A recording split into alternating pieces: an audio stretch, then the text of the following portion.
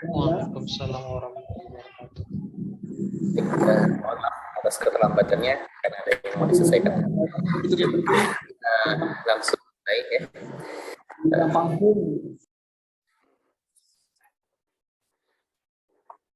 Alhamdulillah, alhamdulillahi kafa wassalatu wassalamu asrafil anbiya'i wal mustafa wa ala alihi wa ashabihi wa man ihtada amma ba'd.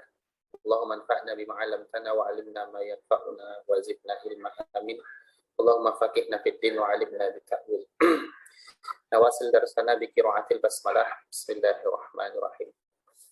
Baik para peserta yang dimuliakan oleh Allah Subhanahu wa taala, kita akan lanjutkan kembali kajian kita, yakni kajian kitab Bidayatul Abid wa Kifayatul Zahid. Dan alhamdulillah pada sore hari ini kita sudah masuk pada pasal baru, yakni syarat-syarat mandi ya. Maksudnya syarat mandi wajib. Saya izin share screen.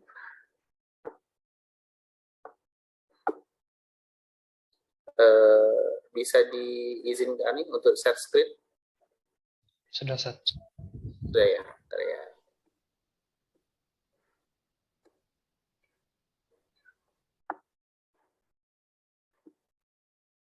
Baik. Qala musannifu fi hadhihi al-kitab wa nafa'ana bihi wa bi ulumihi fid dharain amin. Faslu wa syurutul ghusli sab'atun. Pasal ya, pembahasan selanjutnya yakni tentang syarat-syarat mandi itu ada 7.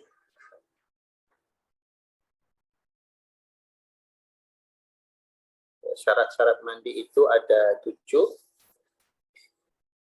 yakni yang pertama dikatakan di situ adalah inqita'u ma yujibuhu. Inqita'u ma yujibuhu. Memutus apa-apa yang mewajibkan mandi. Atau makna lainnya itu adalah membersihkan, menghilangkan ya apa-apa yang menjadikannya wajib mandi. Ya, kalau dia wajib mandi tadi akibat junub, maka makna kita umayujibu ini adalah menghilangkan junubnya tadi ya. Itu kalau karena junub. Atau kalau karena haid misalkan, maka ya ini adalah memastikan penyebab mandinya itu yakni bersihnya itu betul-betul telah bersih dan seterusnya. Itu syarat yang pertama. Kemudian syarat yang kedua adalah niat. Ya, dan memang niat ini menjadi perkara penting dalam setiap perkara ibadah. Apa yang membedakan sebuah amal ibadah dengan amal biasa adalah adanya niat. Dan ini sesuai dengan keumuman hadis yang dijadikan hujah berkaitan dengan hal ini ya. Innamal a'malu binniyat wa innamal likulli imri'in ma nawa. Nah, kemudian syarat selanjutnya, syarat ketiga dari mandi itu adalah Islam. Jadi Islam. Kemudian adalah yang kelima berarti, yang keempat adalah wal aqlu, yakni berakal, bukan dalam kondisi linglung, bukan dalam kondisi tidak ada akal ya. Kemarin sempat kita singgung ya dalam perkara yang mewajibkan mandi. Kemudian setelah itu adalah wa tamyiz, yakni yang mandi itu tamyiz. Dia bisa membedakan mana halal haram. Kemudian syarat selanjutnya adalah wal ma'u tahurul mubah. Air yang suci lagi mubah. Al ma'u tahuru mubah. Air yang suci lagi mubah. Nah, waktu pertama sekali kita sudah singgung masalah pembagian air, di mana dalam madzhab Hambali air itu dibagi menjadi 3. Ada air tahur, ada air tahir, ada air najis. Yang digunakan untuk mandi itu adalah air tahur, karena dia suci zatnya dan dapat mensucikan yang lain. Nah, kemudian bukan sekedar air tahur saja di sini dikatakan bahwa dia adalah al-ma'ut tahurul mubahu. Dia harus air tahur yang juga mubah. Ya. Mubah di sini artinya apa? Kepemilikannya memang dibolehkan secara syariat. Jadi bukan air yang diperoleh dengan cara mencuri atau kemudian merampas punya orang lain, ya, atau kemudian menggunakan tanpa izin, ya, atau kemudian bisa juga air itu adalah air yang kepemilikan umum, ya, tetapi jumlahnya sedikit, sehingga penggunaannya itu harus hati-hati, harus hemat.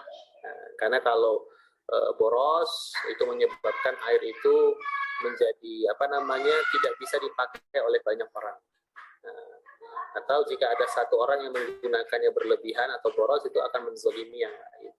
Nah, ini tercakup dalam air-air yang tadi ya, yang mubah tadi. Jadi tidak boleh hasil curian, rampasan, ya, atau kemudian air tahur yang tadi ya punya umum tapi jumlahnya sedikit, ya, sehingga penggunaannya itu terbatas. Juga penggunanya harus perizinan dan seterusnya. Kemudian syarat lain dari mandi tadi setelah air adalah dikatakan di situ wa idalatul ma yamna'u usulahu, yakni wa idalatu menghilangkan apa-apa yamna'u yang menghalangi, yang dapat menghalangi, ya, yang dapat menghalangi siapa? Yang dapat menghalangi air tentunya, wa usulahu, untuk sampai kepada siapa? Sampai kepada kulit, ya, sampai kepada kulit. Nah, maka kita perlu memastikan, ya, tidak ada penghalang-penghalang tertentu yang menghalangi air kepada kulit. Misalkan cat atau kemudian minyak, ya, oli mungkin, dan yang sejenisnya. Jadi itu harus dibersihkan terlebih dahulu, ya, dengan kesungguhan, ya, kesungguhan untuk benar-benar membersihkannya. Nah, kemudian ya baru mandi. Bagaimana jika setelah berusaha membersihkan benda-benda tersebut yang menghalangi itu ternyata tidak bersih semuanya? Nah, begitu kan? Masih ada yang tersisa. Nah, maka jika yang tersisa itu sedikit, itu dimaafkan, tidak memudaratkan. Atau kasus lain, misalkan adanya bentuk dari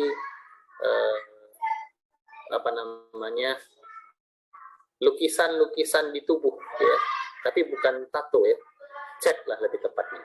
Karena kalau tato itu, cat itu ditusukkan di jarum, ya, diwarnai itu di bawah permukaan kulit. Nah, itu dia. Nah, jadi ada perbedaan pendapat di situ, ya. Nah, jadi semua ini harus dihilangkan, ya, sebisa mungkin. Jika ada yang tersisa sedikit, itu dimaafkan. Nah, kalau tato itu nanti hukum yang berbeda, ya, hukum yang berbeda. Baik, itu adalah 7 hal yang menjadi syarat mandi yang disebutkan di dalam kitab Bidayatul Abid wa Kifayatul Zahid. Pertama adalah inqita'u ma yujibuhu, kedua an-niyah, kemudian Islam, ya, selanjutnya al-aqlu wa tamyiz, kemudian al-ma'ut tahurul mubahu, dan wa izalatul ma yamna'u wa usulahu. Jadi ada 7. 7. Kemudian penulis melanjutkan penjelasannya. Wa farduhu, dia mengatakan fardunya. Nah, ya, fardu dari mandi wajib tadi. Nah, di situ beliau mengatakan bahwa fardunya itu pertama, ya, ayya umma bil ma'i jami'al badani. meratakan air ke seluruh badan atau ke seluruh tubuh. Nah, ini adalah fardu pertama dari mandi, meratakan air ke seluruh tubuh. Jadi memastikan semuanya, ya, mulai dari ujung rambut sampai ujung kaki, semuanya harus terkena air, ya, terkena air. Tidak boleh tidak terkena air. Karena di sini dikatakan fardunya, ya, rukunnya, yang menjadi kewajiban bagi mandi menurut kitab ini adalah meratakan air ke seluruh tubuh. Ini yang pertama. Nah, kemudian selanjutnya dikatakan oleh penulis wadakhala famihi wa anfihi. Memasukkan, siapa yang dimasukkan air kepada tempat yang mana? Mulut, artinya kumur-kumur, ya, dan kemudian ke hidungnya. Berarti di situ ada istinsya dan istinsyar. Nah, jadi dua bagian rongga ini, ya, dimasukkan air ke dalamnya. Ya. Ini adalah rukun yang kedua atau fardu yang kedua dari mandi yang dikabarkan, yang diceritakan oleh kitab Bidayatul Abid wa Kifayatul Zahid. Selanjutnya, rukun yang lain, ya, adalah dikatakan di situ hatta ma yadharu min farjin imra'atin inda qu'udiha lihajatiha, yakni membersihkan, kemudian, nah ini khususnya untuk perempuan, ya, membersihkan. Apa yang dibersihkan? Sesuatu yang tampak dari farj, ya, dari kemaluannya perempuan. Nah, bila mana dia dalam kondisi duduk, ya, untuk hajatnya. Nah, artinya ketika berjongkok begitu ada yang keluar gitu kan, atau yang melekat menempel di kemaluan itu, ya, itu semuanya harus dibersihkan, ya. Nah, jadi apakah itu sisa-sisa dari darah haid atau kemudian yang lainnya, nah itu harus dibersihkan sebersihnya. Maka ini adalah 3 rukun, atau kalau bahasa di dalam kitab ini dikatakan fardu, ya, dari mandi wajib. Nah, para peserta yang dimuliakan oleh Allah Subhanahu wa Ta'ala, sesungguhnya yang diceritakan di dalam kitab ini adalah perkara fardu atau rukun yang mencukupi. Nah, artinya seminimal-minimalnya ketika mandi wajib ini harus terpenuhi. Yang 3 ini, ya, yang 3 ini harus terpenuhi, tidak boleh ditinggalkan. Nah, maka kalau di dalam beberapa kitab yang lebih besar nanti akan kita ketemukan ada penjelasan lain penjelasan yang mengatakan ada tata cara mandi yang yang istilahnya sempurna, kamilah. Ada tata cara mandi yang mencukupi. Nah, apa maksud tata cara mandi yang mencukupi? Maksud dari tata cara mandi yang mencukupi itu adalah semua fardu-fardu dari mandi itu terpenuhi. Nah, sedang tata cara mandi yang sempurna itu apa? Nah, selain memenuhi fardu-fardunya, juga mengusahakan menyempurnakan dengan sunnah-sunnahnya. Bukan menyempurnakan, melengkapi, melengkapi dengan sunnah-sunnahnya. Maka kalau kita temukan nanti dalam kitab-kitab yang lebih besar, karena ini kitab pemula, tipis, tidak besar, dia hanya menjelaskan hal-hal yang pokok saja, hal-hal yang penting saja, yang tidak boleh tidak dilakukan. Nah, kira-kira begitu. Nah, kalau terkait dengan tata cara mandi yang kamilah, yang sempurna tadi, di mana selain fardunya juga ada sunnah-sunnahnya, nanti kita bisa lihat seperti hadis-hadis ya yang diriwayatkan, misalkan di dalam kitab Bulughul Maram min Adillatil Ahkam, ada tata cara mandi atau kaifiat mandi ya yang disebutkan oleh Maimunah radhiyallahu anha, ya, istri Nabi, di mana beliau berkata, ya, doa Rasulullah sallallahu alaihi wasallam waktu al-janabah. Rasulullah SAW itu menyiapkan air untuk mandi junub beliau.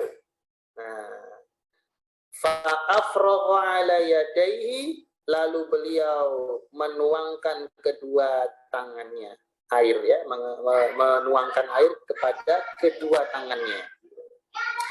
Faghasalahu, kemudian mencuci kedua tangan tersebut. Faghasalahuma, mencuci kedua tangan tersebut.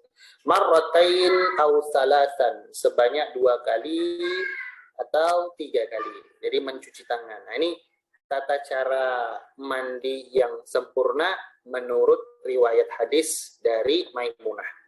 Jadi Nabi mandi ketika junub itu, pertama yang beliau lakukan adalah menuangkan air kepada kedua tangannya, kemudian membasuhnya, mencucinya itu 2-3 kali. Tsumma tamatmada, kemudian beliau berkumur-kumur.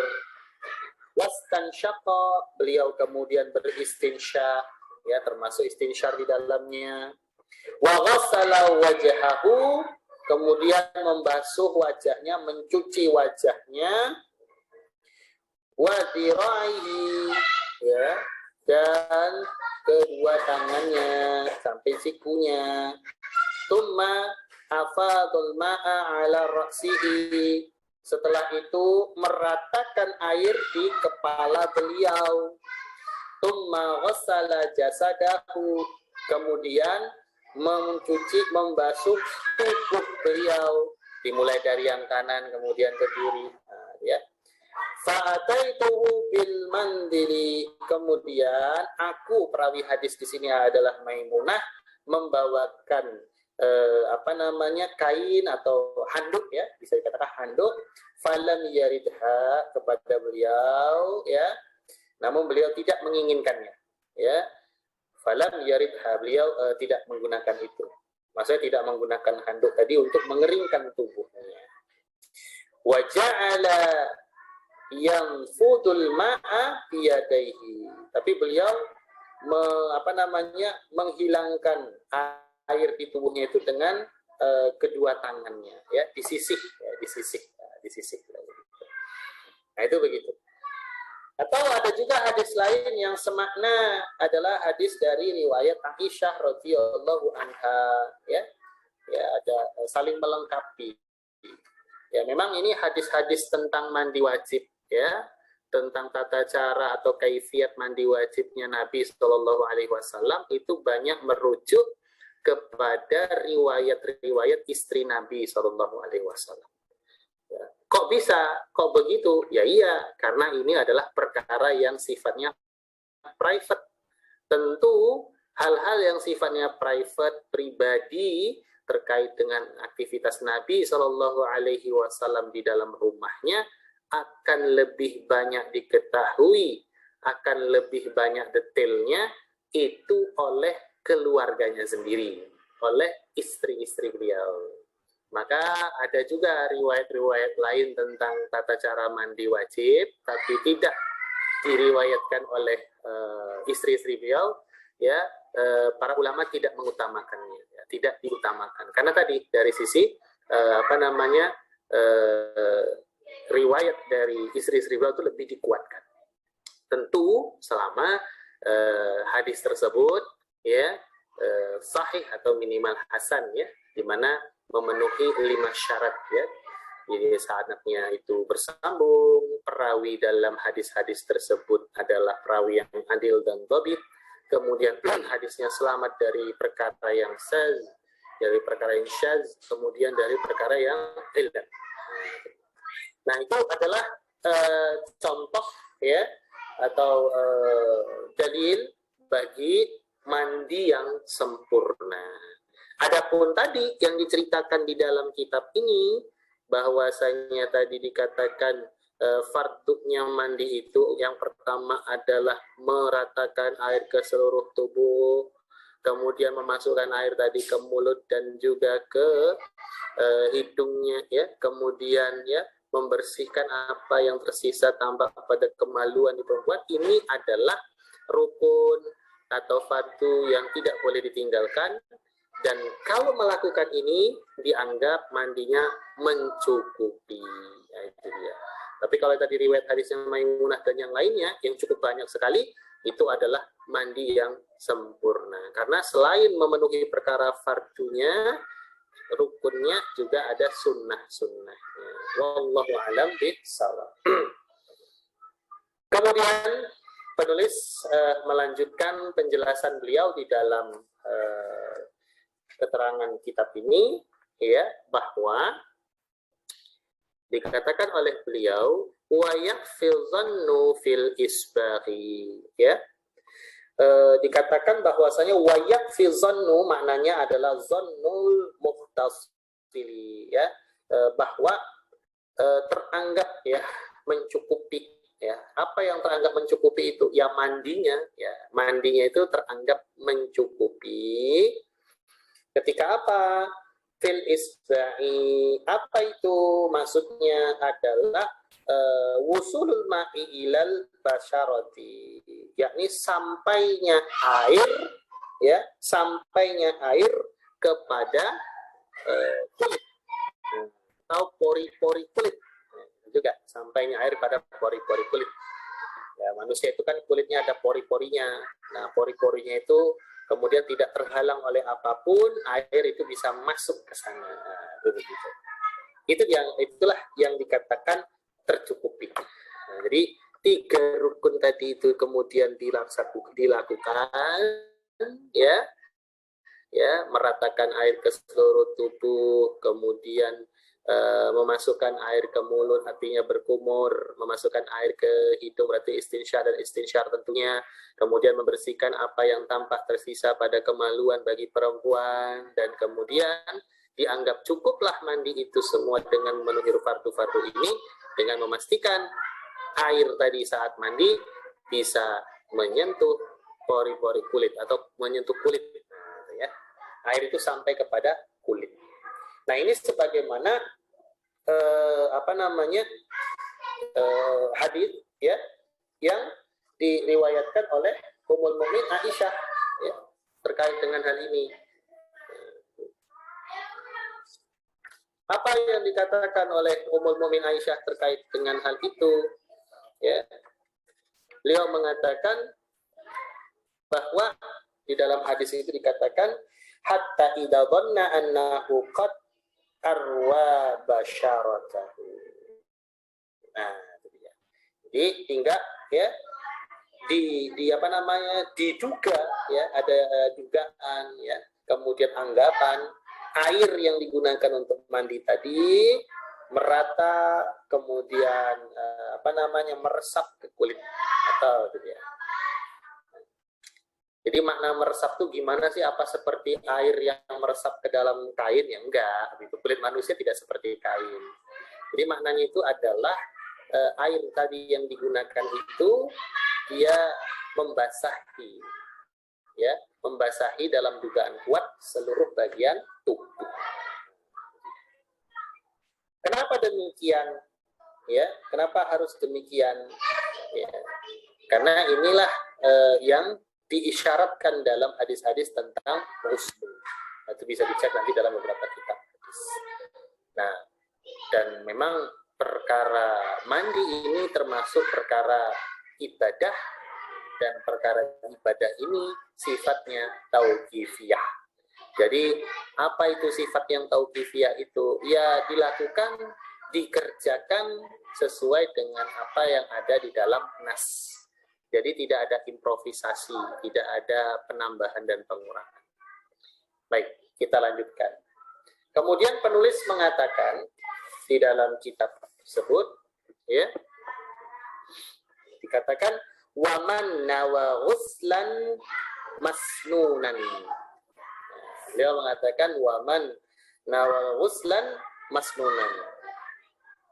Dan barang siapa yang dia berniat mandi sunnah, masnunan. Jadi mandi sunnah itu seperti mandi apa? Ya seperti mandi di hari Jumat, mandi sebelum melaksanakan sholat Id, baik Idul Adha ataupun Idul Fitri. Nah itu adalah mandi sunnah. Maka barang siapa yang berniat mandi sunnah wajiban atau berniat untuk mandi wajib. Nah, kalau mandi wajib ya sudah kita pahami yang kemarin, ya. Ya dia dari kondisi junub, ya, setelah junub dan seterusnya. Dikatakan oleh penulis ajza'a anil akhir. Telah mencukupi dari lainnya. Jadi mandinya tadi itu, ya, dengan tata cara yang tadi sudah diceritakan di awal, kemudian niat yang telah diazamkan, ya, ketika perbuatan mandi hendak dilakukan tadi, maka telah mencukupi. Artinya kewajiban itu tertunaikan, telah selesai. Nah, itu begitu.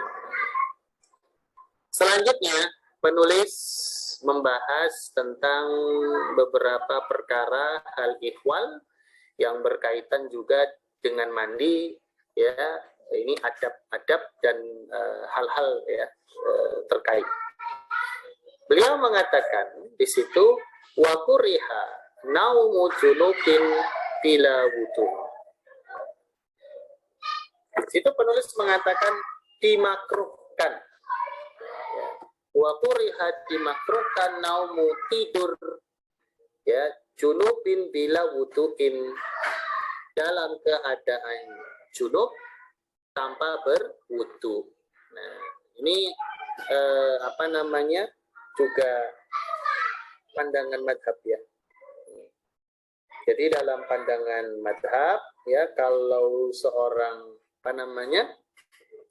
dia itu junub, ya, baru bercampur dengan istrinya, kemudian dia tidur, ya, langsung tidur, ya, itu makruh, ya.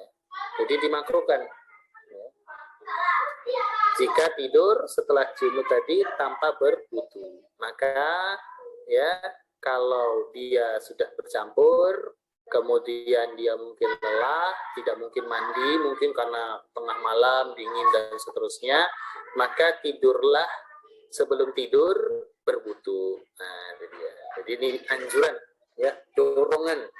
Nah, dan ini memang ada hadis, ya, dari Nabi SAW yang berkaitan dengan hal tersebut. Jadi pada satu waktu itu ya Nabi Shallallahu Alaihi Wasallam itu pernah ditanya tentang hal ini. Jadi Nabi menjawab, ya, jadi tanya itu begini. Ya, apakah kita kalau mau tidur dalam kondisi junub boleh? Itu Nabi kemudian mengatakan, na'am idza tawadda, ya, benar, ya, berwudu. Ahadukum salah seorang dari kalian fal yarqud wa huwa junubun, sebelum dia tidur ketika dalam kondisi junub. Itu ada hadisnya. Jadi dihukumi makruh, ya. Dan kita paham lah kalau makruh itu ya dikerjakan, dia itu sesuatu yang dikerjakan itu sesuatu yang makruh itu lebih baik ditinggalkan. Kalau dari sisi dosa bagaimana ya, kalau dikerjakan ya nggak berdosa. Kalau ditinggalkan itu utama, ada hitungannya. Artinya kalau kita meninggalkan perkara tidur dalam kondisi junub tanpa wudhu itu mustahab, ya, sangat dianjurkan.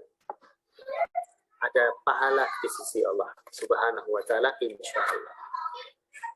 Kemudian diceritakan juga kembali di dalam teks ini bahwa wa yukrahu bina'ul hammami wa bai'uhu wa ijaratuhu. Jadi dikatakan ya dimakruhkan juga. Apa itu? Dimakruhkan membangun hammam. Jadi hammam di sini difahami bukan kamar mandi dalam rumah, tapi kamar pemandian umum. Nah, di hammam ini pemandian umum. Kalau sekarang itu seumpama spa. Nah, itu dia, seumpama spa. Nah, jadi dimakruhkan untuk membangun tempat pemandian umum. Juga menjualnya, ya. Jadi membangunnya, tidak menggunakannya tapi mau menjualnya, itu juga dimakruhkan. Begitu pula dimakruhkan menyewakannya, ya, menyewakan hammam tadi, itu dia. Kemudian apalagi yang dimakruhkannya, ya, dimakruhkan juga membaca di dalamnya, ya, membaca di hammam ini, ya. Ini baik yang sifatnya umum ataupun yang khusus yang di dalam rumah, ya. Nah, biasa orang punya kebiasaan buruk itu adalah membaca koran, ya, di toilet atau di kamar mandi atau bahkan HP. Nah, kemudian juga wassalamu, ya, dimakruhkan menjawab salam, ya. Misalkan ada orang nanya, dia dengar dari luar, ya, orang manggil assalamualaikum, dia jawab di kamar mandi, nah, itu dimakruhkan. La zikru, tapi tidak dengan zikir, ya. Nah, ini dia. Kalau dengan zikir, ya, dikatakan dia tidak dimakruhkan. Kenapa demikian? Karena adanya hadis yang umum, ya, di mana Rasulullah SAW, ya, ini dari Aisyah radhiyallahu anha, mengatakan karena Nabi sallallahu alaihi wasallam yadhkurullah ala kulli ahyanihi. Rasulullah SAW itu mengingat Allah, ya, pada setiap kondisi dan keadaan. Nah, jadi mengingat Allah dalam setiap kondisi dan keadaan. Kalau dirinci ini nanti banyak cabang-cabangnya lagi. Bolehkah nggak mengucap tahmid, ya, misalkan, atau kemudian takbir yang merupakan bagian dari zikir, itu perkara lain. Jadi lebih dekatnya itu maknanya itu adalah bagi seorang yang berada di dalam kamar mandi tadi itu, dia jangan sampai kehilangan idrak silabillah, ya, keterikatannya kepada Allah. Maka dia harus paham, dia ke kamar mandi ini adalah untuk menunaikan hajat. Di awal dia sudah membaca doa meminta perlindungan, kemudian karena niat tadi adalah untuk membersihkan kotoran dan seterusnya atau junub yang melekat pada dirinya, dia menyegerakannya, dia tidak berlama-lama, karena dia tahu Allah Subhanahu wa Ta'ala itu Maha melihat dan memperhatikan, maka muncul rasa malu pada dirinya. Nah, itu itrok silatillah, makna zikir ya itu begitu. Jadi itu selalu harus ada pada diri seorang muslim dalam setiap kondisi waktu, termasuk di tempat-tempat ini, sehingga dia tidak melakukan hal-hal yang tercela. Nah, itu dia. Nah, ini yang tadi juga begitu ya. Kenapa makruh ya membangun tempat pemandian umum? Ya makruf lah dalam pemahaman kita. Tempat pemandian umum itu namanya juga tempat pemandian umum. Memungkinkan banyak orang masuk mandi di sana. Nah, jadi kan hammam ini merujuk kepada tempat-tempat pemandian umum pada masa Romawi kuno ya. Jadi kita ketahui dalam sebuah riwayat itu ketika kaum muslimin berhasil membebaskan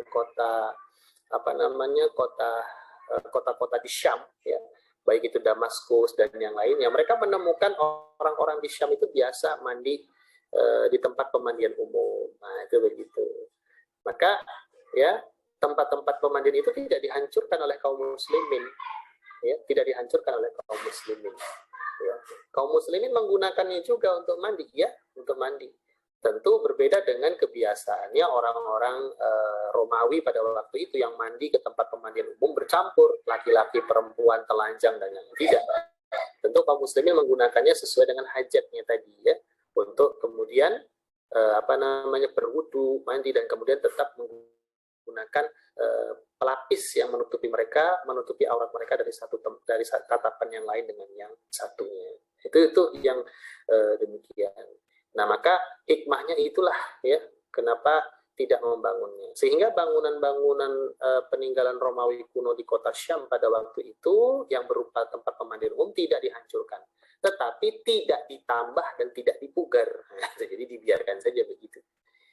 Nah, di sini penulis mengatakan ya membangun tempat pemandian umum kemudian menjualnya ataupun menyewakannya itu dimakruhkan ya, dimakruhkan. Artinya lebih baik dijauhi, dihindari, tidak ada manfaat di situ. Manfaat dari sisi apa ya? Tentu dari pahala.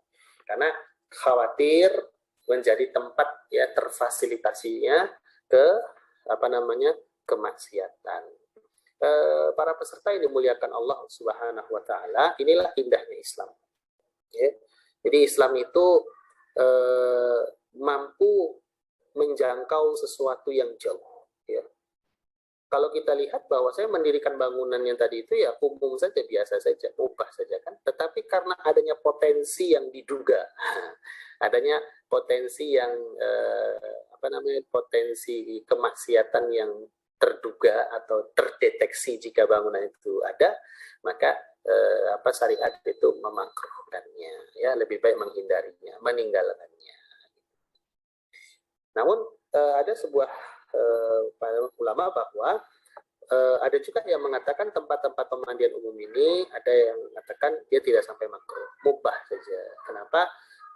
Sebagian ada yang beralasan pada waktu itu ya, karena beberapa daerah ya, daerah Syam dan lainnya itu adalah daerah yang punya musim dingin.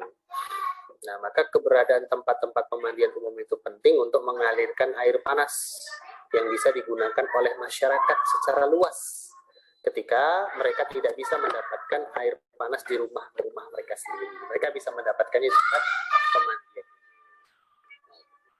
Nah, ini beberapa pandangan-pandangan lainnya saja. Kemudian, nah ini catatan lain yang juga penting di sini dikatakan wadukhuluhu, dan masuk ke dalamnya. Ke dalam apa? Hammam tadi, ya tempat pemandian umum tadi, juga yang khusus ya dikatakan masuk ke dalamnya itu ya bisutratin, dengan menggunakan penutup ya. Penutup apa? Tentu penutup aurat. Nah, ya. Jadi agar tidak bisa melihat antara laki-laki yang satu dengan laki-laki yang lain. Perlu dicatat di sini bahwa tempat pemandian umum pada masa Islam yang tadi kita ceritakan merupakan awalnya peninggalan orang-orang Romawi di kota Syam, ketika kota Syam kemudian sudah ditaklukkan kaum muslimin, tempat pemandian ini tidak dihancurkan, tapi digunakan. Tetapi kaum muslimin punya aturan, yang menggunakan tempat pemandian umum itu laki-laki, ya, laki-laki. Jadi tidak bercampur baur dengan perempuan. Walaupun yang menggunakan laki-laki semua, tetap ya syariat itu mengharuskan masuk ke dalamnya menggunakan pelapis atau kalau istilah kita basahan ya untuk menutupi aurat. Ya, karena hadis Nabi juga ada menjelaskan tentang hal itu. Ya, diharamkan itu untuk ya laki-laki dengan sesama laki-laki itu memperlihatkan auratnya atau satu selimut. Begitu juga dengan perempuan. Dan kita pahamlah kondisi ini merupakan hikmah ya. Apalagi di masa modern munculnya perilaku-perilaku menyimpang, homoseksualitas atau lesbianisme. Jadi syariat itu telah lama ya mengatur ya masuk ke kamar mandi umum pun itu harus menggunakan sesuatu yang menutupi kemaluan. Nah ini kalau gambaran begini kita nanti ingat kondisi pesantren. Pesantren itu sering begitu. Jadi kamar mandinya itu kalau WC-nya terpisah sendiri satu bagian-bagian kecil ya. Tapi nanti kalau tempat mandinya itu berupa bak besar. Mungkin ada yang 12 kali 5 meter. Nah nanti orang semua mandi di situ, ngambil air pakai gayung. Nah, itu sama itu maknanya hamam tuh, kamar mandi umum tadi. Maka kalau masuk ke dalamnya harus menutup aurat. Ya. Ma'a hamil wuqu'i fil muharramin. Nah, ya. Masuk ke dalamnya tadi itu menutup aurat, ya. Menutup aurat yang membuatnya aman dari sesuatu yang haram.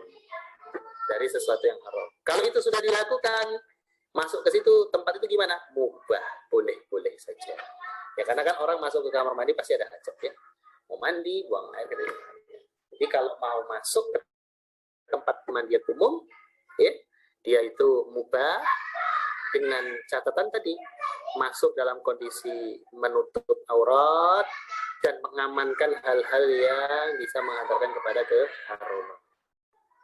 Kemudian dikatakan lagi oleh penulis ya wa in khifa ya apabila dia ragu atau khawatir ya dimakruhkan.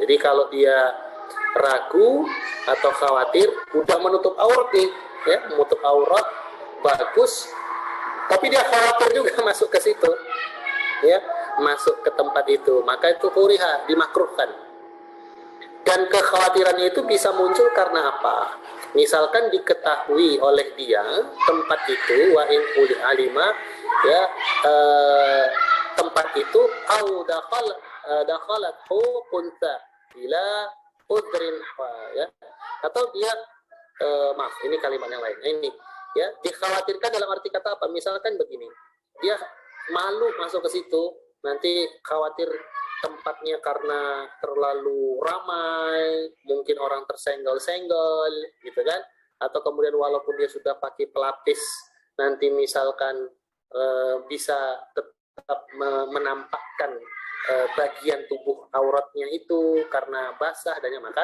kalau kondisi seperti itu makruh.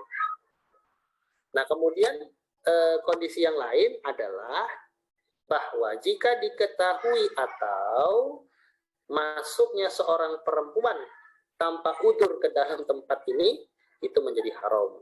Nah, ini kalau kondisinya begini tempat pemandian umum itu ternyata campur baur. Nah, campur baur tempat pemandian umum itu.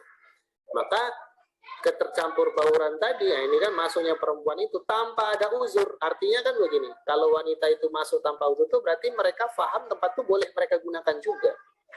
Ya, tidak ada yang bisa menghalangi mereka masuk ke sana. Tidak boleh dicegah. Itu yang masuk dari tanpa uzur tadi. Maka kalau kita menggunakan fasilitas pemandian umum seperti itu haram. Ya. Di mana laki-laki dan perempuan bercampur baur di dalam. Ini ya. Nah, jadi itulah hamam tadi.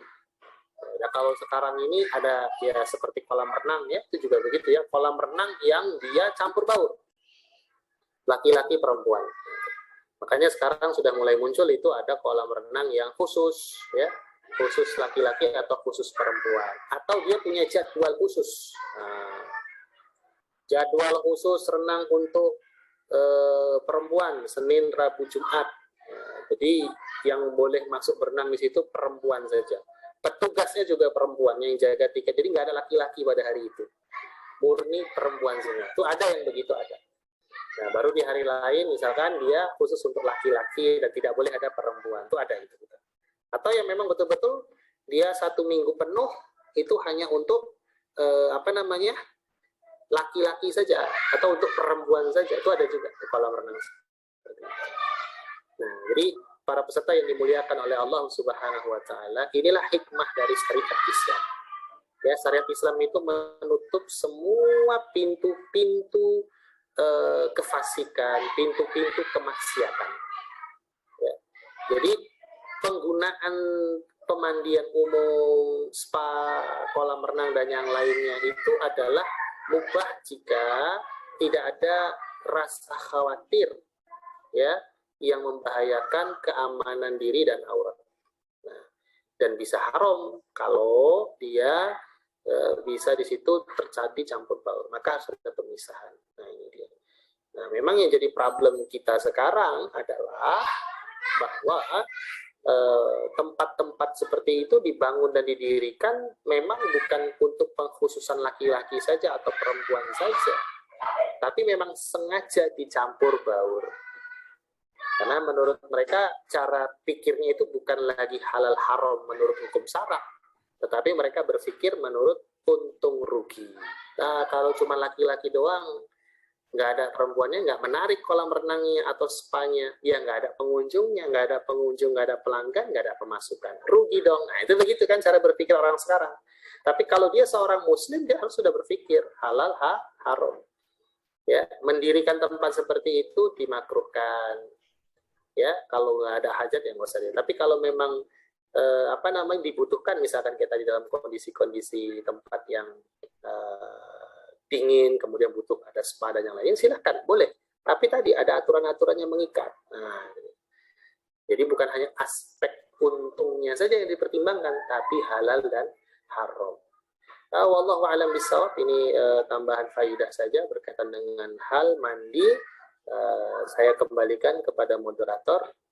Mungkin jika ada yang mau ditanyakan satu saja mungkin ya, karena 17.58. Insyaallah jika bisa dijawab akan saya jawab pertanyaannya. Saya kembalikan. Assalamualaikum warahmatullahi wabarakatuh. Waalaikumsalam warahmatullahi wabarakatuh. Izin bertanya, Ustaz. Ya. Tadi kan fardu wudhu itu ada memasukkan air ke dalam mulut dan hidung kan. Nah, itu kan sama dengan wudhu, Ustaz. Boleh nggak itu kita wudhu dulu sebelum mandi itu, baru kita mandi itu? Ya.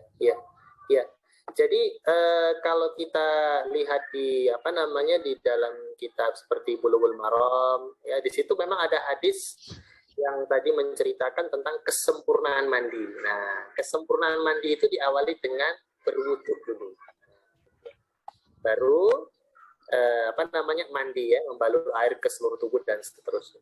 Tapi riwayat lain ada yang mengatakan wudunya dilakukan di akhir. Nah, jadi makanya tadi disampaikan bahwa penulis di sini sedang menjelaskan tentang mandi yang mencukupi. Mandi yang mencukupi itu maksudnya apa? 3 hal tadi itu harus ada. Nah, 3 hal itu harus ada.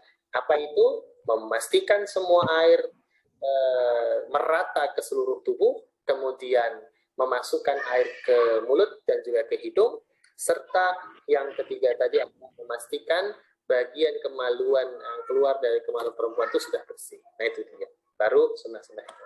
Nah itu. Begitu Pak, jadi boleh saja. Wallahu a'lam bishawab. Jadi kalau hikmahnya gimana ya? Nah, hikmahnya gini misalkan, biar lebih aktual. Andai misalkan kita ditinggal di tempat yang airnya sedikit, atau air itu mahal. Kalau mau dapat air itu beli dengan biaya yang mahal. Nah, karena ketersediaan air yang sedikit atau susah didapat, nah waktu yang terbatas, dengan mandi memenuhi 3 poin pokok tadi itu sudah mencukupi. Ya, itu begitu. Yang sunah-sunahnya lain kalau tidak dilakukan tidak mengapa. Nah, itu maksudnya tadi. Ini ada satu pertanyaan muncul, hukum tempat pemandian tempat wisata apakah juga haram? Nah, gini. Nah, ini memang ada perbedaannya. Karena kalau tempat wisata ini kan dia memungkinkan orang memilih ya. Jadi orang kumpul semua di situ. Nah, maka yang harus dilakukan oleh kita ya, yang datang ke sana adalah memisahkan diri ke tempat yang tidak bercampur baur. Nah, kalau kita satu keluarga, maka cari tempat yang tidak ramai dalam makna sehingga aurat laki-laki dan perempuan itu bisa terlihat di sana. Itu begitu. Jadi memilih itu. Kalau tidak bisa Ustaz karena ramai sekali begitu kan, pilihlah hari lain untuk datang berkunjung ke sana. Kalau tidak bisa juga bagaimana? Jangan datang ke sana gitu. Karena bagi kita seorang muslim, kita datang ke sebuah tempat itu ya, tempat-tempat wisata itu kan sebenarnya mubah saja. Tapi yang menjadikan yang perlu kita waspadai adalah tempat-tempat itu juga bisa menjadi wasilah munculnya keharuman. Ya, kita ketahui kita mungkin bisa menjaga diri, menjaga aurat, tapi pengunjung lain yang bukan muslim, mereka tidak akan peduli dengan aurat. Jangankan muslim, banyak juga kaum muslim yang tak paham itu, tak peduli dengan aurat. Nah, ini kan menjadi wasilah keharuman.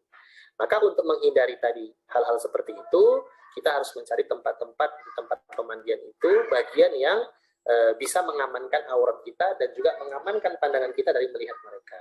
Begitu. Kalau nggak bisa juga karena ramai, nah, tadi itu kan, maka cari hari lain. Kalau nggak bisa ya jangan dikunjungi tempat, cari tempat yang lain.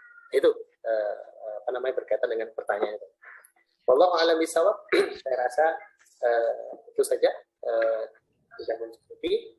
Mudah-mudahan bermanfaat yang sedikit ini bagi kita semua, dan Allah memberikan rahmat dan hidayah pada kita serta membukakan pintu ilmu kepada kita. Barakallahu fikum wa hidayatukum. Nakhatimu dirasatina bi qiraatil hamdalah. Alhamdulillahirabbil alamin wa kifarat majlis. Subhanakallahumma wa bihamdika asyhadu an la ilaha illa anta astaghfiruka wa atubu ilaik. Assalamualaikum warahmatullahi wabarakatuh. Waalaikumsalam warahmatullahi wabarakatuh.